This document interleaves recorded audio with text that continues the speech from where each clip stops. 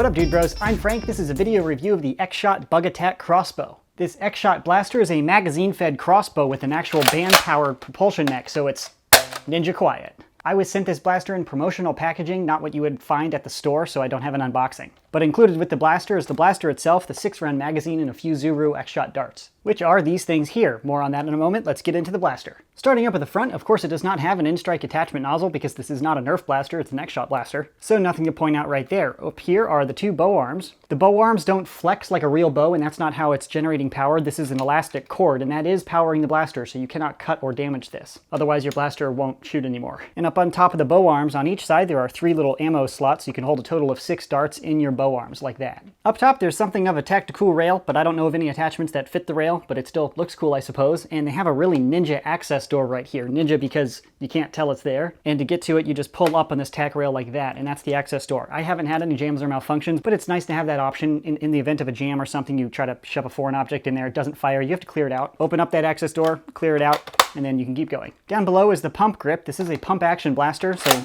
that's how you prime it. Prime weight is pretty smooth, and it's also kind of consistent and really light, and it's hard to articulate the difference between this and a spring-powered blaster, but it just feels very fluid, and that's because it's a band-powered blaster, of course. Very comfortable grip and orientation, overall ergonomics of the front end. It's pretty nice for a very quick rate of fire. Moving back to the magazine, this is an X-Shot magazine, not an in-strike magazine. And to remove the mag, it's a little different because the magazine release isn't over on this side, and it's not like full ambi like that. There's just one button up here, but it's not like a terrible idea or anything, it's just irregular. The included magazine holds 6 darts, and it fires the X-Shot darts, but it also does fire Nerf Elite darts. More on that in the firing, but this magazine does feed and accept Nerf Elite darts, and of course the blaster does as well. However, if you try to put an in-strike or a Nerf magazine into the blaster, it will fit in the hole, but it won't lock in place, and I even tried to hold it in place and make it feed while I'm manually holding it there, but it wouldn't feed. So it doesn't work with Nerf magazines, but it does work with the included mag and Nerf Elite darts. So there's that. And putting the magazine in works just like any other magazine-fed blaster. Getting back to the trigger mech, no real comments or complaints or anything. It does feel a little unique because it's a band-powered blaster, so the release of the bowstring doesn't really feel like a spring release, but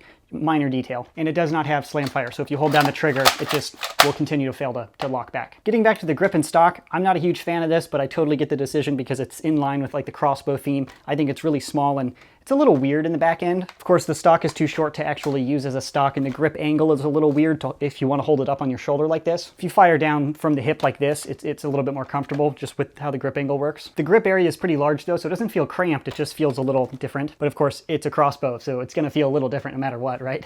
Moving back to the stock region, there's nothing else to like move, function, or manipulate for the user, so nothing else to point out. So those are the externals. Again, to operate the blaster, you take out the magazine. The included mag holds 6 darts, either X-Shot darts or Nerf Elite darts. Then you put it back in there, prime back like this, and fire. Pew pew. X-Shot darts.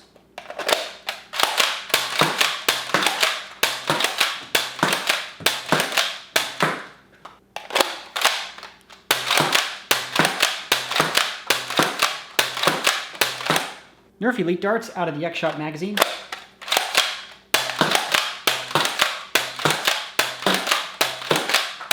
So firing the blaster is really fun. It shoots pretty hard, and it's also really cool because it's so quiet. It doesn't have a plop of a spring blaster. It certainly doesn't have the rev up of a flywheel blaster. It's just kind of ninja quiet to just kind of launch darts, especially at such a high velocity. Shot this blaster on my chronograph, and I got an average of about 90 feet per second with the included X-Shot darts. But as I've mentioned before, chrono data is really only fair to compare if you're launching the same projectile, so then I threw up Nerf Elite darts, and I got an average of 86 feet per second. And that compares to the Elite par roundabout of 70 feet per second. So it's shooting considerably faster than most Nerf Elite blasters right now. So it shoots pretty hard, it's ninja quiet, and it's magazine-fed pump action. Pretty cool package. Now to my overall opinion, I really enjoyed shooting this blaster. It shoots hard out of the box, you don't have to modify it, and it's really quiet, which even if you don't need the quiet factor, it's still cool. Pump action magazine fed is kind of like a go-to war practical blaster. However, I don't know that X-Shot has any other magazines out, and it's not cross-compatible with Nerf Elite mags. So having a single 6-round magazine is something of a limitation. Perhaps down the road they'll release other blasters so we can have longer extended magazines, or if you're a modder, I'm sure you could modify the mag well to accept Nerf Elite magazines. Then you'd have quite an awesome package. That's really an opinion thing. I just feel like if I'm going to use something with a magazine, I'm only using the magazines so I can have extra loaded magazines on my body. Having only one, why not have a cylinder or a built-in turret? But really fun blaster to plink around with regardless, so hopefully I provided everything you need to know whether or not you'd like to purchase one. I'll put a buy link in the description box below when I can find one. That's my review of the X-Shot Bug Attack Crossbow. Thanks so much for watching, and as always, stay tactical.